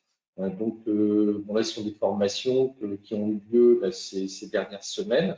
Et donc, on a un groupe de techniciens qui s'est étoffé au fur et à mesure, donc pour couvrir là aujourd'hui bien toute la région. La liste de ces techniciens, elle est disponible et consultable sur la page web dédiée de la région Hauts-de-France. Donc là, bon, vous allez retrouver cela, le lien facilement sur cette page. Vous voyez, bon, on va pas rentrer dans le détail hein, ici, mais on a quand même une liste conséquente donc de techniciens de différents horizons. Donc à la fois bon, des techniciens de chambre d'agriculture bon, bah, pour couvrir bah, le Nord-Pas-de-Calais, la Picardie, donc avec des chambres d'agriculture, comme je le disais, ou après plutôt des techniciens de groupes techniques comme le JTEP, par exemple, mais aussi des techniciens qui viennent des opérateurs économiques, donc à la fois de la transformation du négoce, qui sont là pour ou de la coopération, qui sont là pour accompagner, bon, au départ quand même principalement leurs adhérents, à monter des projets. Donc, bon, normalement, avec l'ensemble de ces pistes-là, il ne doit pas y avoir trop de problèmes pour trouver quelqu'un sur lequel s'appuyer pour faire le diagnostic de votre bâtiment. Ce diagnostic, donc, en fait, il va s'appuyer sur une feuille de calcul Excel, donc un fichier Excel, donc, qui a été conçu et mis à disposition par Arvalis aux techniciens formés pour réaliser ce diagnostic. L'objectif de ce diagnostic, c'est de mettre en évidence les points faibles, les points forts, techniques, énergétiques, avant et après travaux des installations de stockage, sur les 4 points majeurs donc, qui sont repris comme objectifs hein, donc, pour ce plan d'aide. C'est à la fois améliorer l'étanchéité du bâtiment, parvenir à un niveau d'isolation performant, à disposer d'un système de ventilation approprié pour le stockage de la pomme de terre, permettre d'avoir une bonne réalisation de la distribution des produits antigerminatifs dans le stockage, et également il rend la possibilité d'installer de la réfrigération dans les bâtiments de stockage, sachant que cette réfrigération, elle peut être également utile pour maintenir une température constante au niveau du tas et améliorer la performance des inhibiteurs de germination qui vont pouvoir être utilisés. Bon, on avait auparavant avec le CIPC un produit très performant qui permettait de pallier peut-être à des contrôles moyens de la température du tas. Là, si on peut optimiser l'utilisation des produits existants à ce jour, qui sont aujourd'hui homologués, on a tout intérêt à éviter de stimuler la germination et avoir une température constante des tubercules tout au cours de la conservation, du mois d'octobre jusqu'au à la date de déstockage, qui peut être également assez tardive dans certains cas. L'objectif, donc, effectivement, hein, ça va être global, c'est de disposer au final d'installations de stockage performantes, adaptées à l'utilisation optimale des inhibiteurs de germination post-CIPC. Optimal veut dire d'un côté efficacité, sélectivité, et de l'autre côté intérêt également économique, puisqu'on a des produits qui vont être également en général un peu plus onéreux que le CIPC, et donc l'optimisation des doses d'emploi permettra d'éviter de trop dépenser sur ce volet de la conservation. Donc, ce fichier de saisie qui va être utilisé, comme je vais le décrire un petit peu, donc ça permettra que vous ayez un peu en tête ce qui va vous permettre d'obtenir comme information. En fait, il va s'appuyer sur 2 fiches donc, qui vont être à compléter, donc que le technicien complétera avec vous, producteur. Donc, une fiche de situation initiale et une fiche à compléter après travaux. donc enfin complété entre guillemets du projet tel qu'il sera arrivé une fois que les travaux sont réalisés. Donc, mais ces deux fiches vont bien être à réaliser dans le cadre de ce diagnostic. D'où l'importance, je vais le redire encore après, d'avoir bien réfléchi à son projet et de savoir ce que l'on va y faire. Puisque là, de faire un diagnostic en tant que tel au départ, bon, ça pas trop de problème, il suffit de regarder l'existant. Par contre, bon, il faudra quand même déjà avoir une idée du dimensionnement, de la ventilation, de la réfrigération qui va être mise en place. On va le voir, ce sont quand même des fiches relativement techniques et complètes, donc qu'il va falloir compléter. L'avantage de ce fichier tel qu'il a été conçu, c'est qu'en fait, une fois qu'on aura rempli la première et la seconde, ben, on va avoir automatiquement la génération de deux fiches de résultats techniques, donc qui vont se générer automatiquement et donc qui vont permettre, on va le voir, de mettre en évidence les points forts, les points faibles de votre installation. Et en même temps qu'on générera ces deux fiches de résultats techniques, on va avoir également une fiche de synthèse qui sera le document à placer dans le dossier qui va être rendu dans le cadre de l'appel à projet. Donc, c'est uniquement cette dernière feuille qui va d'ailleurs devoir être signée par le technicien diagnostiqueur qui sera à mettre dans votre dossier. Mais il faudra qu'elle y soit pour valider votre dossier. Donc, ces deux fiches de saisie que j'évoquais, donc l'une qui portera sur la situation existante et ensuite sur la situation finale, en fait, sont deux fiches identiques qui vont se présenter de cette façon-là. Donc, avec un nombre d'éléments quand même relativement conséquents. Bon, les tout premiers, bon, il s'agit simplement d'identifier et de donner les généralités en ce qui concerne le bâtiment, sa dimension, c'est le débouché poursuivi au niveau du bâtiment, le type de stockage, donc des choses assez simples.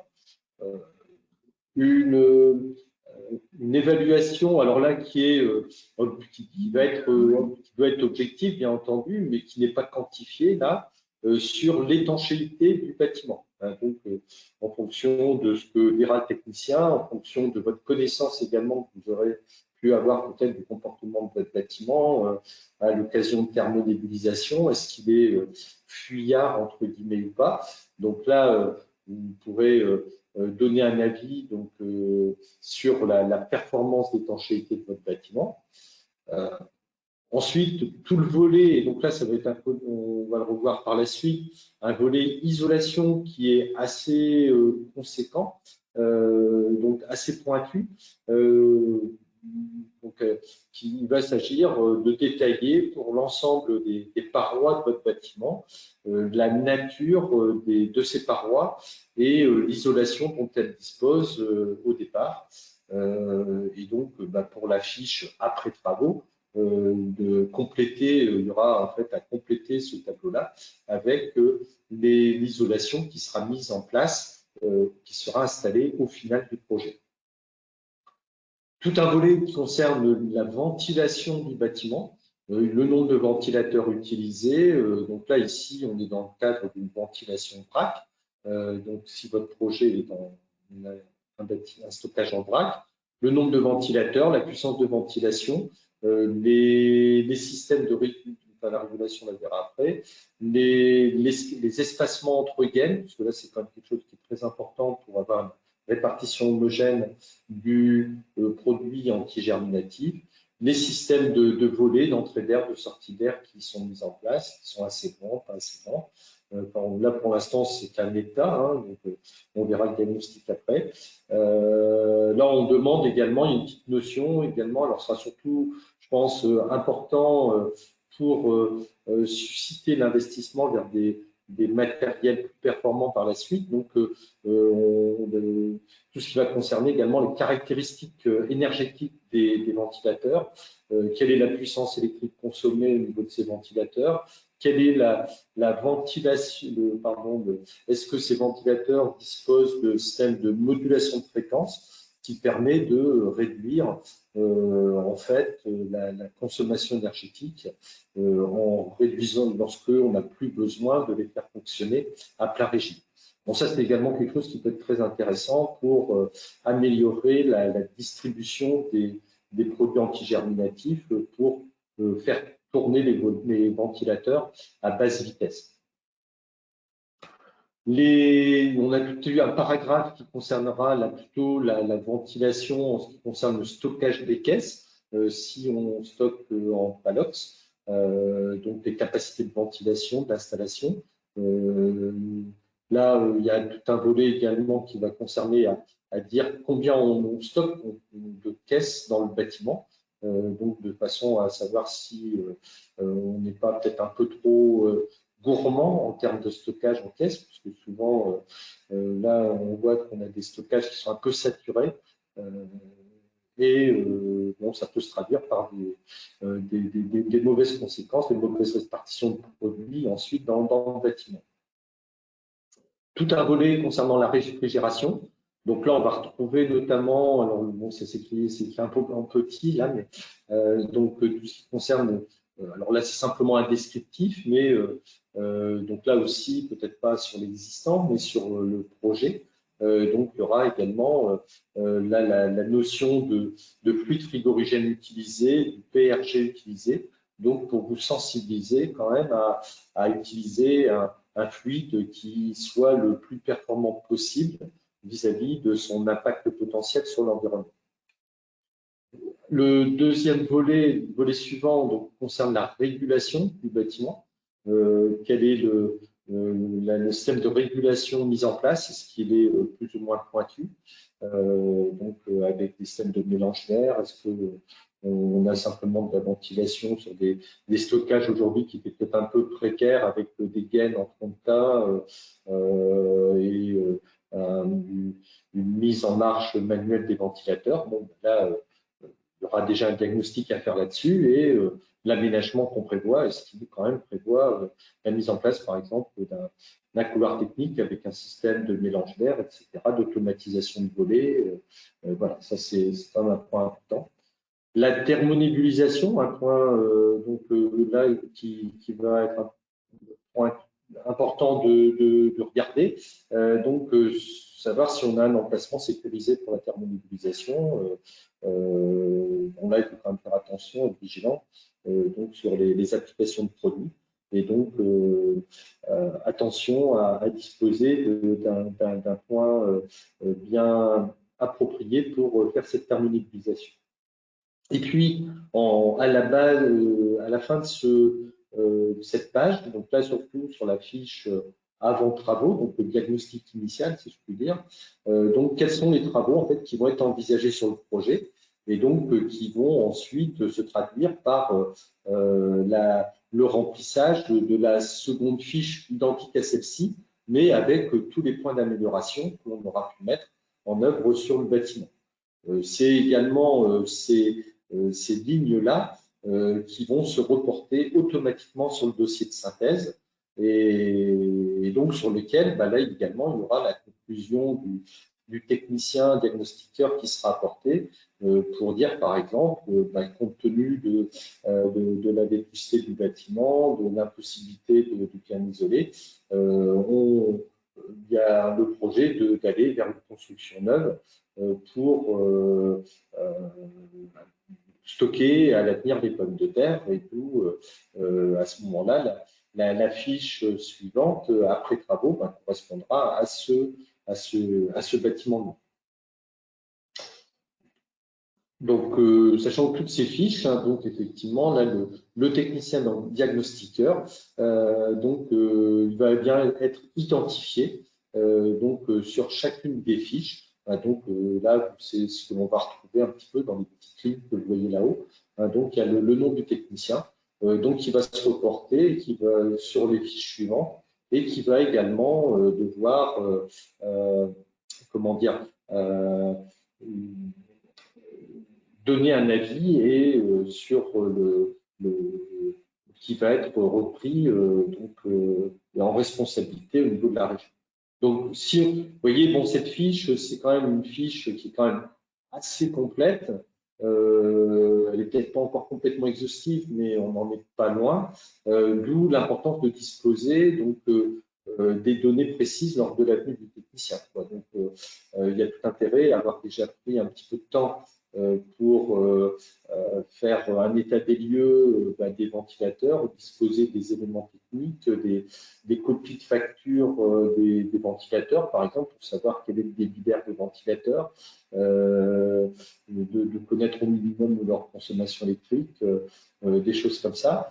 Et donc, ces éléments, bon, ça vaut déjà pour l'existant, surtout si on a un bâtiment qui est relativement ancien, mais également pour avoir peut-être déjà réfléchi à ce que l'on veut faire et donc de disposer également de devis sur lesquels s'appuyer pour remplir la fiche après travaux. Puisque là, la fiche après travaux, il y a également toutes ces données-là techniques qu'on va demander de compléter. Et donc, si en fait on part de rien, ça va être quand même un peu compliqué, sauf à ce que le diagnostiqueur fasse remplir ce dossier en potentiel par rapport à des aménagements potentiels, mais ce qui ne sera peut-être pas toujours aussi évident que ça. Donc, la première chose, des premières choses à faire, si vous avez un projet d'aménagement, c'est aussi de vous documenter le plus rapidement possible sur votre projet tel que il sera finalisé. Donc, une fois que vous aurez mis en œuvre les devis qu'on vous aura proposés. Donc, chacun de ces fiches, avant, après travaux, ça va se repercuter vers l'établissement d'une fiche diagnostic. Alors là, ici, plutôt technique, qui va être assez facile à lire, puisque, grosso modo, on a mis en place, en plus d'un certain nombre de calculs, un code couleur. Comment dire, facilement compréhensible, entre globalement tout ce qui va s'afficher en rouge, c'est plutôt mauvais ou en tout cas insuffisant. Ce qui est plutôt jaune, plutôt moyen en termes de performance. Et pour tout ce qui sera vert, là on aura plutôt quelque chose qui sera à ce moment-là jugé satisfaisant, voire excellent. Dans un certain nombre de cas également, on va avoir des lignes qui ne vont peut-être pas se colorer parce que là, effectivement, on n'est pas forcément concerné par la question qui est posée, parce que finalement, cette fiche, elle reprend l'intégralité des équipements possibles au niveau du bâtiment. Par contre, on n'a pas forcément tout présent dans le stockage. Et certains paragraphes n'ont peut-être pas lieu d'être. Par exemple, si vous êtes en stockage vrac, là ici vous avez quand même un paragraphe qui va concerner le stockage caisse. Alors là, pour lesquels là, ce qui est mentionné à l'intérieur finalement n'est pas à considérer puisqu'il n'y a pas de caisse à l'intérieur. C'est pour ça que là, au final, ensuite, on a reconçu une fiche qui est une fiche de synthèse, que voici, qui reprend une partie seulement, mais déjà un nombre quand même assez conséquent des éléments précédents. Alors, on va retrouver le nom du technicien, du diagnostiqueur, la date de diagnostic, le bâtiment, ses caractéristiques, les aménagements qui sont prévus. Donc ça, c'est ce qui aura été écrit sur la fiche du diagnostic initial. Et ensuite, en fait, on a là une présentation générale qui repose en fait sur globalement la mise en parallèle d'une situation avant et après aménagement du bâtiment. Alors là, c'est un cas particulier, enfin, je veux dire un exemple que j'ai pas de toute pièce, hein, mais globalement, c'est quelque chose qui va être aussi assez facilement lisible, puisque globalement, théoriquement, on devrait être quand même plutôt rouge, jaune. Bon, il peut y avoir aussi un peu de vert, hein, mais avant travaux. En tout cas, après travaux, on devrait quand même être plutôt sur que du vert, ou alors bon, des points qui sont encore peut-être pas encore tip-top, mais on doit avoir quand même nettement amélioré la situation au niveau du bâtiment de stockage par l'aménagement qui doit être fait. Un point également important, c'est que cette fiche, d'abord, elle va être signée par le technicien, donc elle sera, je le rappelle, c'est cette fiche-là qu'il va falloir inclure dans le dossier d'appel à projet.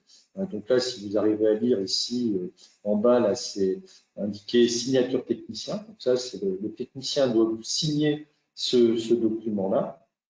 Et sur ce document, ce qui figure également comme point important, c'est justement le calcul du coefficient K, donc qui est calculé avant et après travaux. Et donc, pour à la fois montrer qu'après travaux, au minimum, bah, vous êtes éligible, donc avoir un coefficient K inférieur à 0,50, mais en fonction de ce que vous allez utiliser, soit de la réfrigération ou pas, de savoir quel est votre niveau de performance final au niveau de l'isolation de votre bâtiment, ce qui vous permettra de bonifier, entre guillemets, votre dossier de 20 ou 40 points, donc en fonction du niveau de performance énergétique là, de l'isolation de votre stockage. Donc, en général, ce fichier-là, donc le technicien, bah, lui, va le télécharger, en fait, le fichier vierge.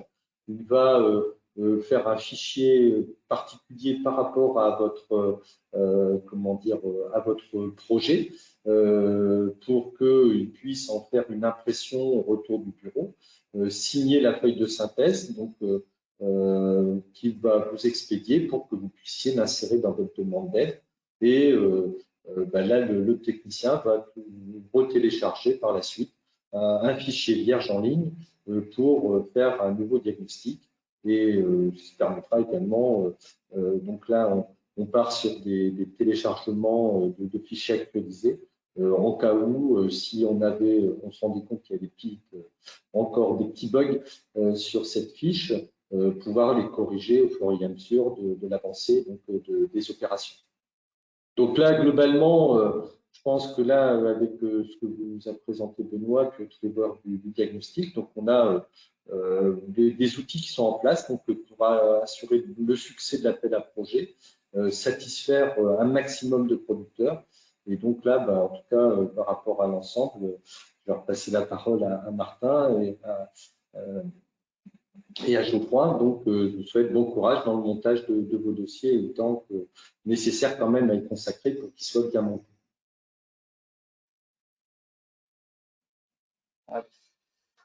Je vais activer le partage d'écran. Voilà, ok. Écoutez, merci beaucoup pour ces explications. Merci Benoît, merci Michel. Comme je le disais dans le propos introductif, merci à l'ensemble des intervenants qui ont pu et participants qui ont pu élaborer le dossier.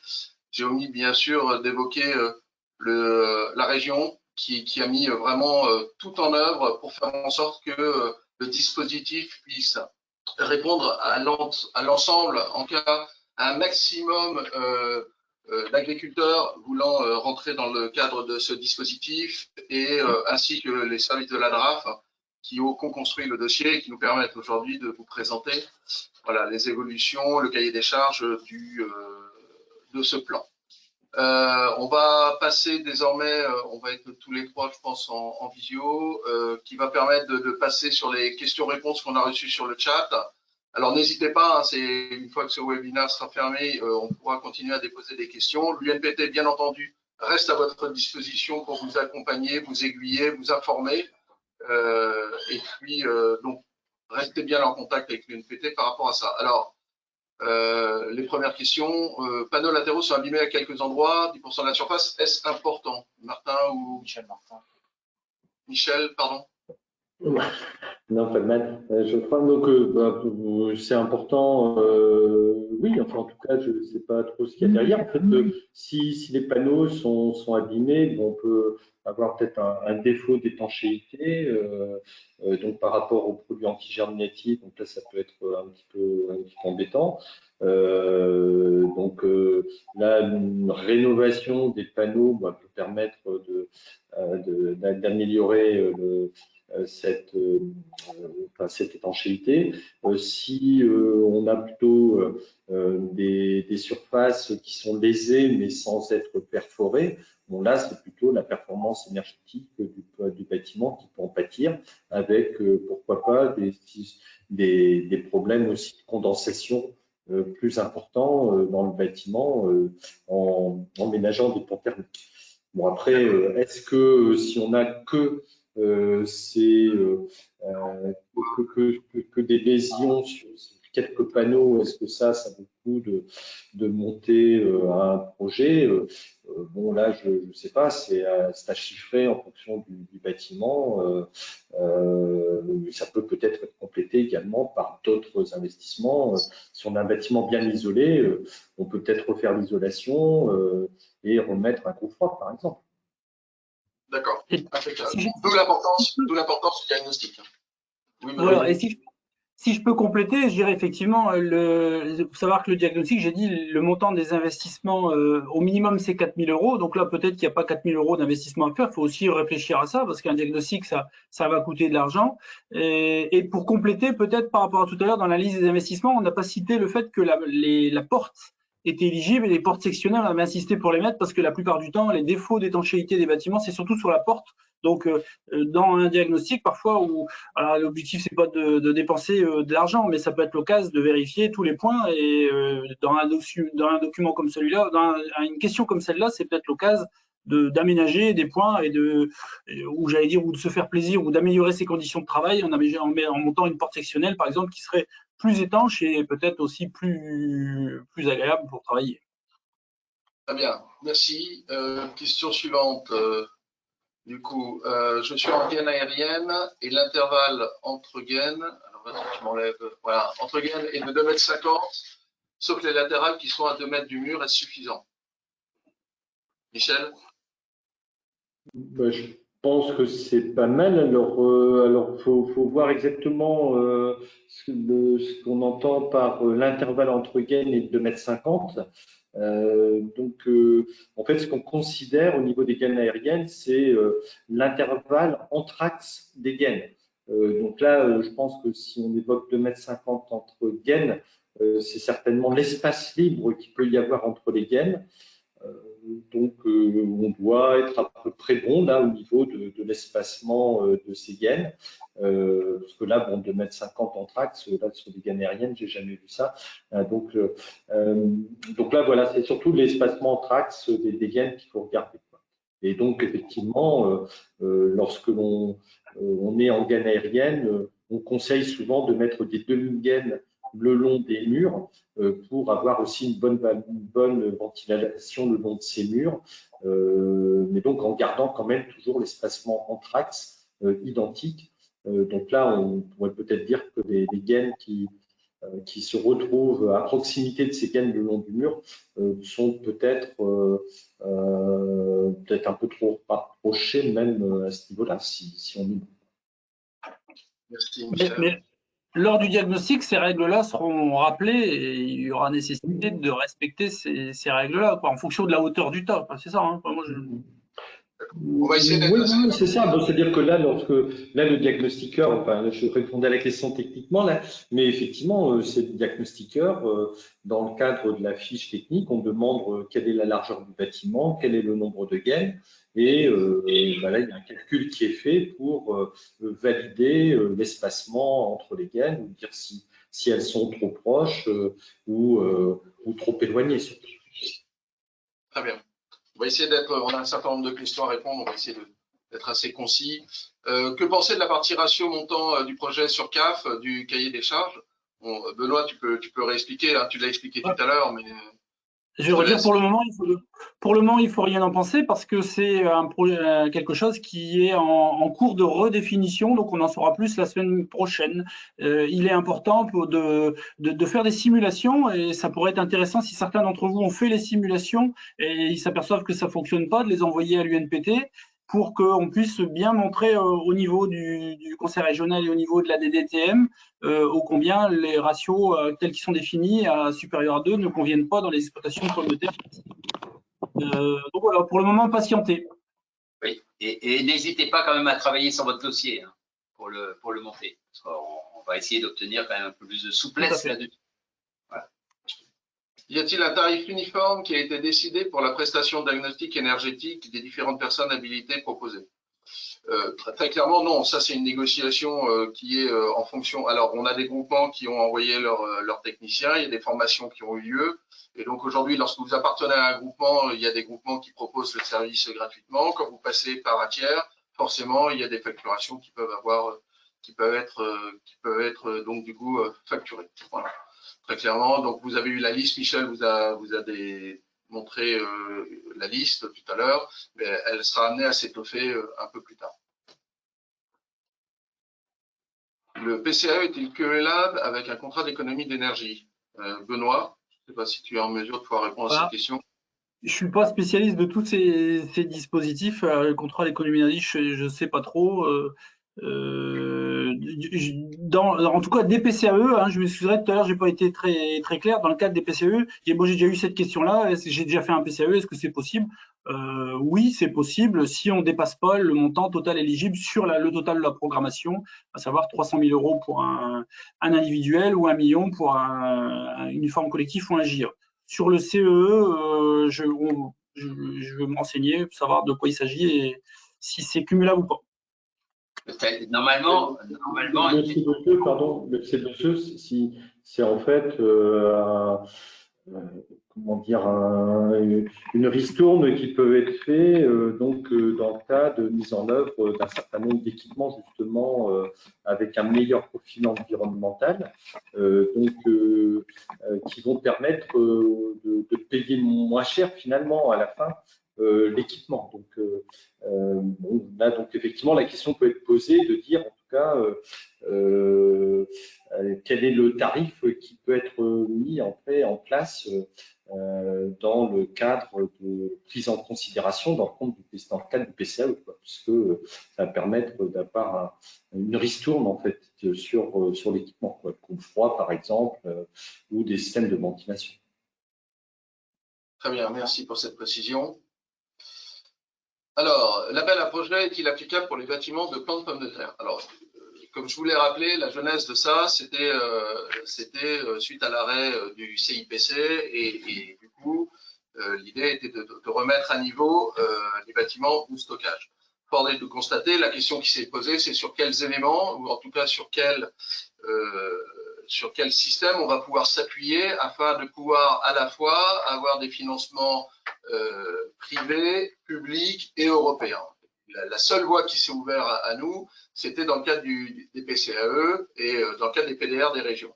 Donc aujourd'hui, et le seul qui était ouvert dans le cadre du bâtiment, c'était celui dans le cadre de la performance énergétique. Donc on s'est appuyé sur ce PDR qui était ouvert pour faire rentrer le système des bâtiments de stockage. Donc à la base, quand même, l'idée initiale et l'idée politique était d'améliorer les bâtiments de stockage pour les pommes de terre en frais, en consommation et en fécule.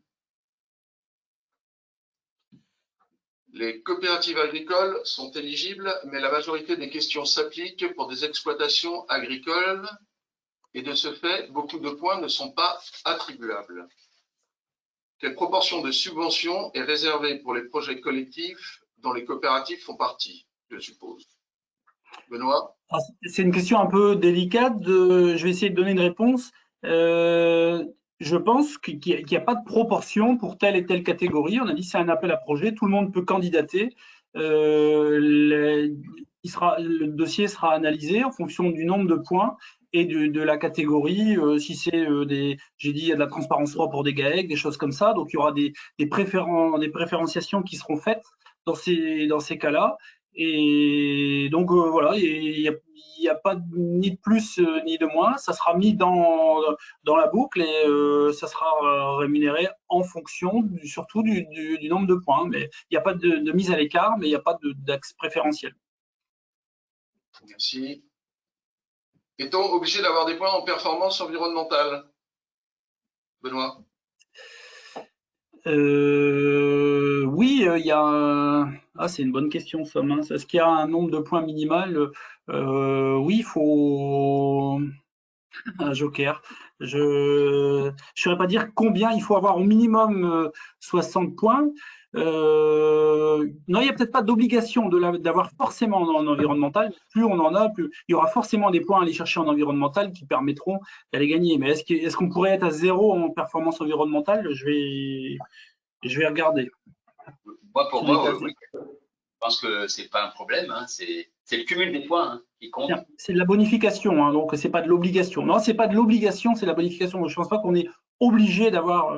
On pourrait concevoir un dossier à 0 en performance environnementale, par exemple. Pour répondre très clairement, à partir du moment où vous obtenez 60 points, quel que soit l'item sur lequel vous les avez obtenus, vous permet d'accéder au plan. Oui, mais vous n'êtes pas sûr d'obtenir, parce que c'est bien les premiers ceux qui ont le plus de points et on descendra progressivement. Voilà. Accéder, ouais.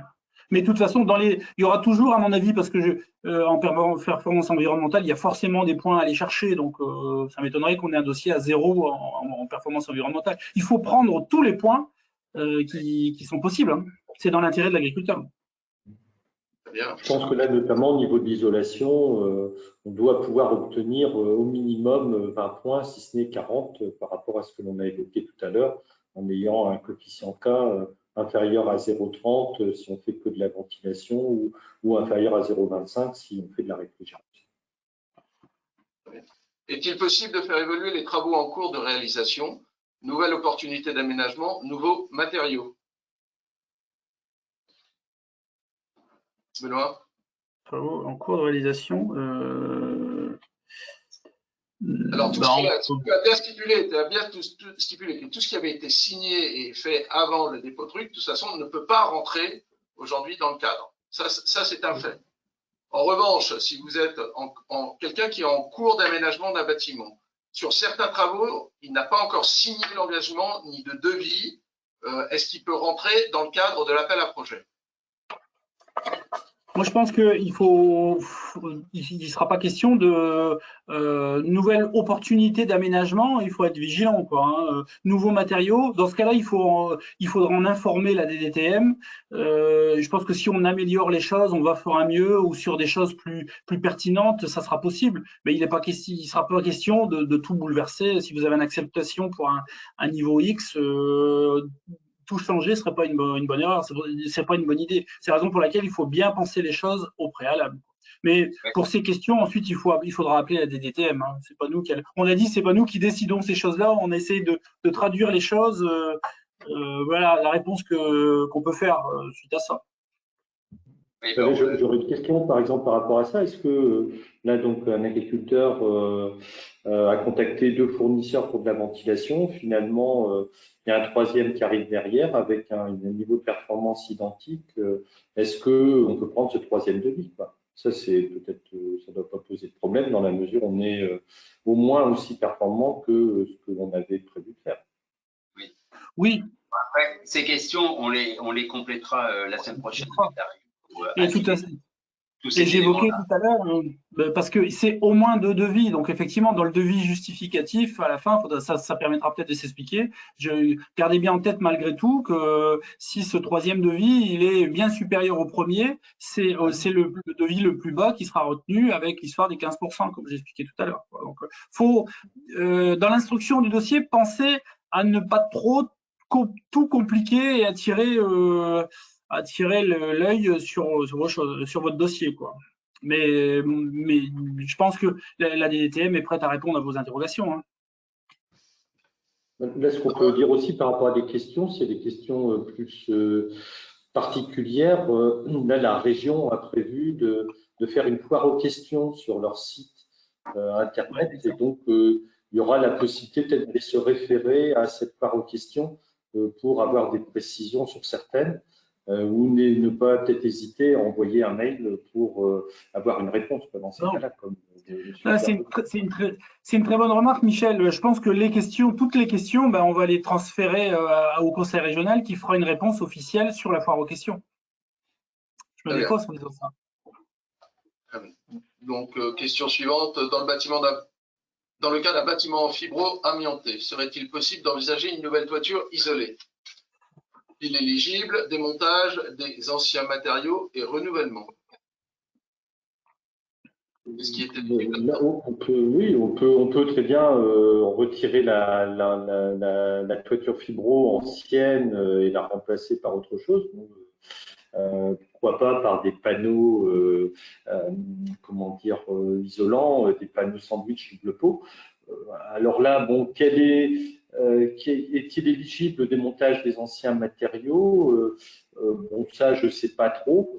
Bon, là, le renouvellement, oui. Et de toute façon, on rappelle quand même qu'il y a un plafond de 50 000 €. Donc, je pense que déjà, si on met la facture de l'isolation qu'on va mettre neuve à la place de la toiture, il y en aura déjà pour un petit peu d'argent. Et donc, bon, on n'a pas besoin de se poser la question de l'éligibilité ou pas du démontage de la toiture ancienne. Oui, justement, c'est important ça. C'est très important. C'est ce que je voulais dire aussi tout à l'heure, ce que vient de dire Michel, c'est que en fait, vous avez besoin simplement d'avoir des dépenses éligibles à 50 000 €. Vous optimisez la subvention à 20 000 €. Après, par rapport à cette question-là, par rapport à des vieux bâtiments, des très vieux bâtiments, la question, effectivement, bon, après, faut voir dans quelle situation on se situe, hein, mais peut-être quand même bien examiner la chose par rapport à ce type d'aménagement.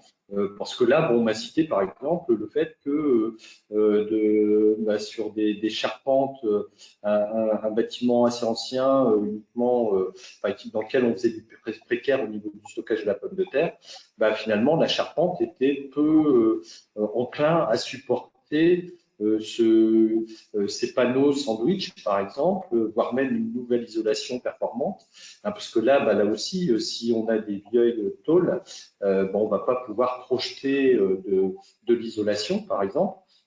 Donc, on se trouve presque dans une situation à cul-de-sac, quoi. Et donc, cul-de-sac en voulant aménager l'existant. Et là, on se trouve typiquement dans la situation où il peut être quand même plutôt conseillé de construire finalement du neuf plutôt que de rénover. Auquel cas, bon, effectivement, l'investissement, par contre, n'est pas non plus le même. Tout est à bien examiner. Je ne suis pas propriétaire du bâtiment dans lequel je stocke mes pommes de terre. Il appartient à mes parents, mais je souhaite améliorer l'isolation. Puis-je prétendre à une subvention? Alors là, il faut être bien vigilant, c'est des questions particulières, ça faut être bien vigilant de pouvoir jouir du bâtiment pendant les 5 ans qui vont suivre, disposer d'un contrat de location ou des choses comme ça, parce que ça sera possible, mais on a des engagements les 5 années qui suivent, quoi. Donc, si au bout de 3 ans on perd cette location, c'est compliqué, quoi. L'aide est-elle possible pour des bâtiments pleins de pommes de terre? On a répondu à cette question. Nous avons anticipé l'arrêt du CIPC et plutôt qu'aménager le vieux bâtiment, nous avons construit un nouveau bâtiment, mais non encore aménagé en totalité pour la prochaine campagne de pommes de terre. Donc le bâtiment est construit. Peut-on faire la demande d'aide pour, par exemple, la ventilation ou le groupe froid? Benoît? Alors là, c'est une question piège parce que le diagnostic est censé être fait sur le bâtiment à aménager. Et donc, la réponse pourrait être non. On va demander au conseil régional. Mais je pense que si lors du diagnostic, on a bien un vieux bâtiment qui n'est pas aménageable, qui techniquement n'est pas aménageable sur l'exploitation, que l'agriculteur stockait bien des pommes de terre avec du CIPC dans cet ancien bâtiment, j'aurais tendance à dire que Benoît, il y a ça doit pouvoir se faire. Avant 2010 en plus. Hein. Aujourd'hui, il faut que les bâtiments datent avant 2010. Hein. Voilà. Il faut que les bâtiments datent d'avant 2010. il y a une exception. Si le bâtiment est précaire et était impossible d'aménager, il est possible effectivement de repartir sur du neuf. Le problème, c'est que si vous avez construit ce bâtiment neuf il y a 2 ans, 3 ans, effectivement, je pense que ça Il n'est pas éligible. Il n'est pas éligible. Si ça a été construit l'année dernière, on peut peut-être effectivement dire que c'était vraiment pour remplacer un problème de bâtiment précaire. À voir, mais ça a été discuté avec la région. Ça, c'est les services de la région et de l'État qui peuvent répondre à ce genre de questions. Parce que... Y a-t-il une personne dans l'Oise habilitée pour faire le diagnostic? Comme je vous l'ai dit, il y a toute une liste aujourd'hui qui est en train de s'étoffer.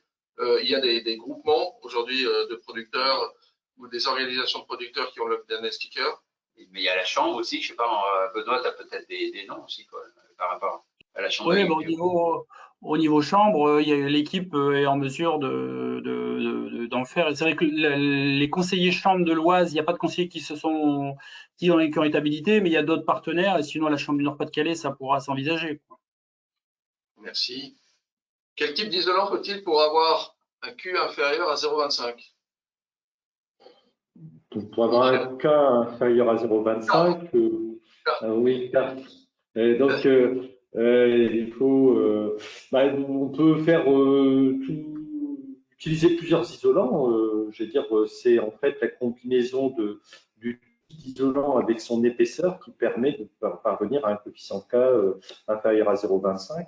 Bon, aujourd'hui, ce qui est le plus souvent utilisé comme isolant dans les stockages pommes de terre, ce qu'on appelle le polyuréthane, qui a le niveau de performance d'isolation la plus importante. Donc, c'est ce qu'on appelle la valeur lambda.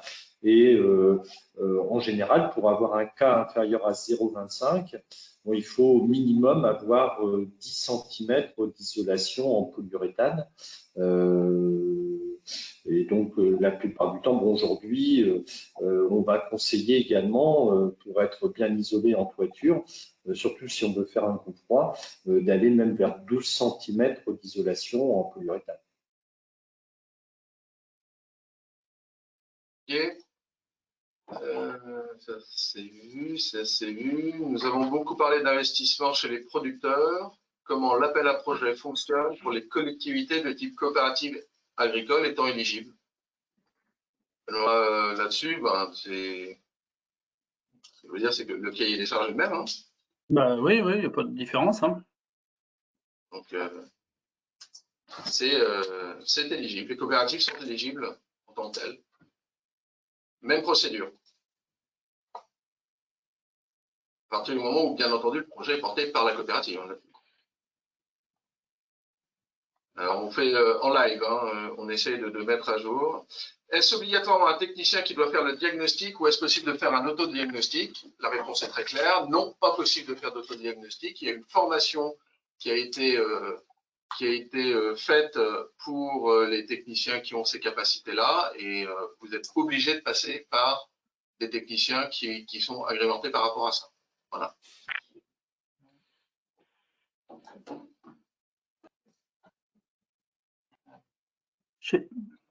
La diapositive suivante est la dernière. J'allais dire, est-ce que je peux me permettre d'évoquer quelques questions qu'on m'a déjà posées ou pour lesquelles j'ai eu les réponses? Bien sûr. On m'a posé la question, est-ce que les PALOC sont éligibles? La réponse est non, ça ne fait pas partie des équipements éligibles. Par contre, ça pourrait vous amener 10 points d'éligibilité en matière de matériaux biosourcés quand on est sur du Palox bois. Une question, un agriculteur qui a 2 bâtiments, est-ce que je peux aménager 2 bâtiments?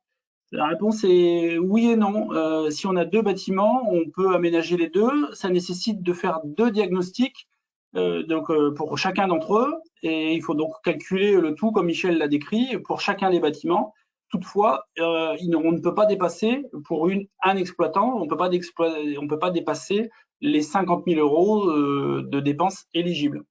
Si on est dans un GAEC, par contre, là, à la limite, comme il y a la transparence 3, éventuellement, on pourrait avoir 3 bâtiments.